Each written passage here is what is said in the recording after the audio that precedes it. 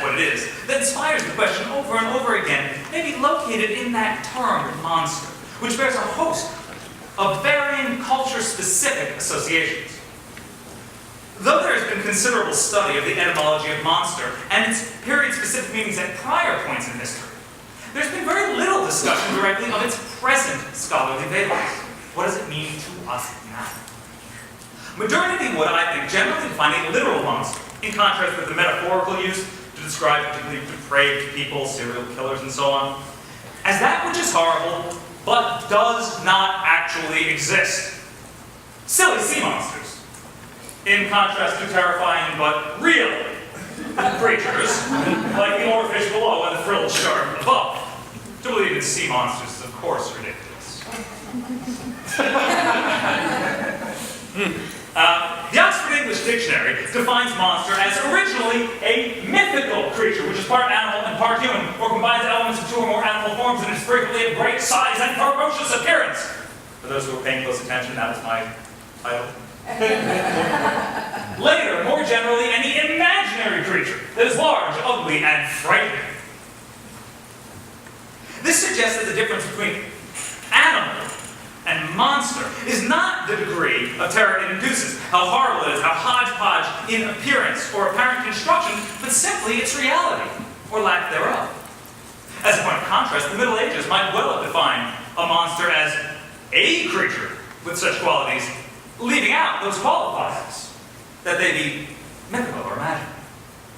We are thus faced with two approaches to the question of the reality of monsters in other periods, neither one of which I wish to accept. Either that medievals, or whomever, like us, wisely and rationally viewed sea serpents and centaurs, oni and yokai, and the like as metaphors, and never really believed in the nonsense.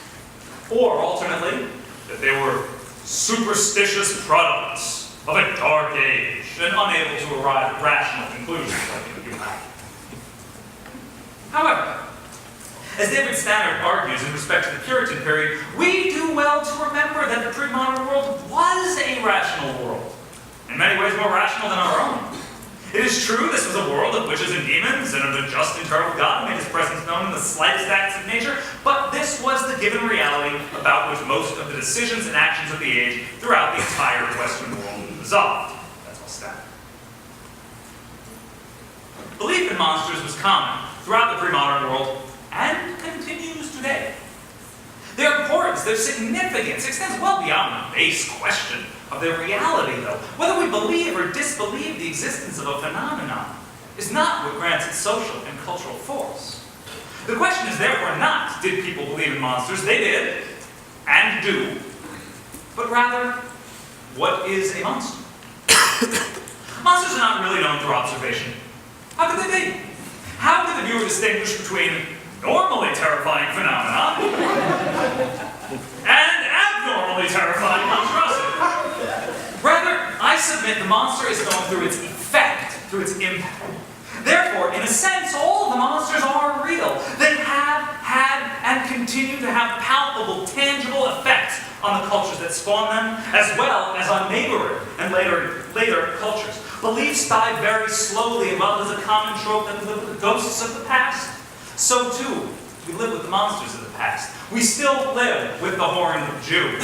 We live with the rapacious Saracen, with Japanese water monsters, with Frankenstein's monster, and over again, the vampire.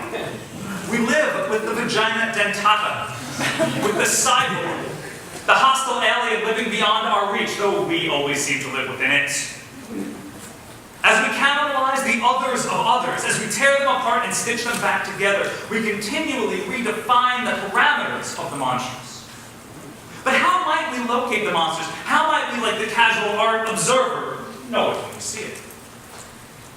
I would argue that the monstrous does not lie solely in its embodiment, though that is very important. Nor in its location, though again this is vital, nor in the processes through which it enacts its being, but also and indeed perhaps primarily in its impact.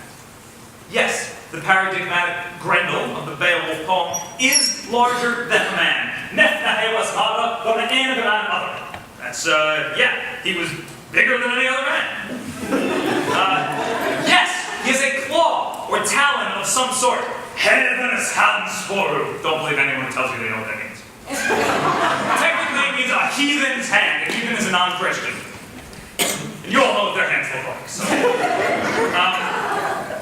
And yes, he lives at the periphery of civilization, far from the mead hall, greatest of halls. He assigned it the name Herod. In a churning, dragon-filled mere, of which the poet says with wonderful understatement, "Nis that Herod stone." That is not a pleasant place. But this is all costume and set design. The heart of the monstrosity lies in the missing head of Asherah. Nay, thrindu after Salem, sorg is you knew a den of Leodom. Dea is Asherah. Ask him not after joy. Sorrow is renewed among the people of the Danes. Dead is Asherah. No study could hope to pin down Monstrous in terms of physicality, though this is its most obvious monster. That which is monstrous in one culture, dark skin, among some medieval Christian texts, light skin, among some medieval Muslim texts, and so on, does not translate to others. Certainly hybridity is common, as of giantism and dwarfism and other forms of excess or lack. Too many arms and legs, for example, are classed here in the Nuremberg Chronicle as an omen, along with fire falling from the sky, though the same can just as well be a marker of divinity. It's all culturally specific. Certain activities are common too, like anthropophagia, that's the technical term for eating of humans. But the common ought not be substituted for the constitutive. I could not hope to describe the physical, behavioral, or geographical parameters of the monsters today, or any day. By definition, the monster is outside of such definitions. Defies the human desire to subjugate through categorization. This is the source in many ways of its power. Instead, then, I would look to the impact of the monster. This might be manifest in the horror of excessive violence, the missing head of Asherah, but it's rooted in the vertigo of redefining one's understanding of the world. As Massimo Leone writes in regard to the process of religious conversion, such moments of destabilization draw our attention to the stability we thought we had. He writes that this produces a vertigo that reveals that what's called equilibrium is nothing but a zero degree of the presence of the body in a given space. Nevertheless, it is only through a pathological condition, an alteration of normality, that this point of departure of perception can itself be perceived.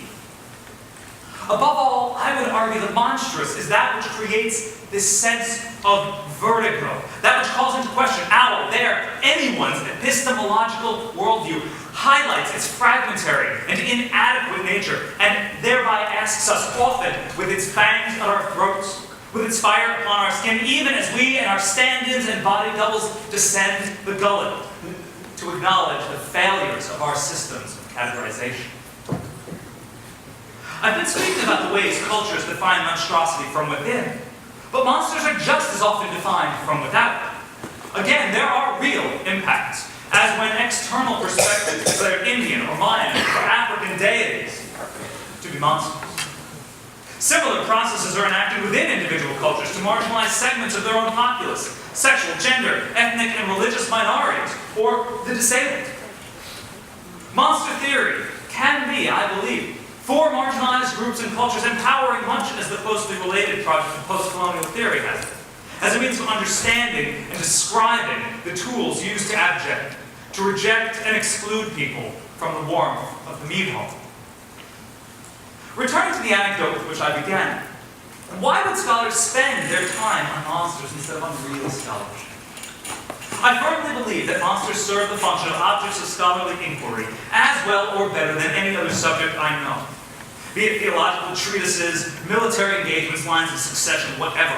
These are likewise valid subjects, if less interesting, and would not an eyebrow from the field. But monsters, what could they tell us? What facets of culture could be revealed by made-up, distant fantasies, beings referred to in the old English wonders of the East as unyafredliku deo, that is unknown, inconceivable, unimaginable beasts.